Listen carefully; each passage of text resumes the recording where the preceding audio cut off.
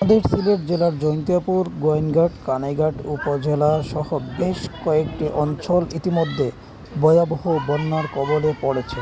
হাজার হাজার বাড়িঘর পানির নিচে এবং লক্ষাধিক মানুষ এই বন্যার কবলে আক্রান্ত হয়ে অনেক দুর্বিষহ জীবনযাপন করছে। বাংলাদেশে, বিশেষত আমাদের বৃহত্তর জৈন্তিয়া অঞ্চল ভারতের সীমান্তবর্তী হওয়ায় প্রতি বছর বাংলাদেশের শত্রু ভারতের উজানে যখন অতিবৃষ্টি হয় তখন তাদের বৃষ্টির পানি বাংলাদেশের উপর দিয়ে ছেড়ে দেয় এবং এই কারণেই ভয়াবহ বন্যা হয়। প্রতি বছর বন্যায় হাজার হাজার মানুষ ক্ষতিগ্রস্ত হয়, লক্ষ লক্ষ মানুষ বিপদগ্রস্ত হয়। এর একটি কার্যকর সমাধান বের করা দরকার। বাংলাদেশের মানুষের জন্য বাংলাদেশের সরকারকে এগিয়ে আসা উচিত এবং বিশেষত যারা ইতিমধ্যে বন্যার কবলে পড়ে আক্রান্ত হয়েছে, ক্ষতিগ্রস্ত হয়েছে, আমরা আমাদের সাধ্য অনুযায়ী চেষ্টা করি তাদের পাশে দাঁড়ানোর।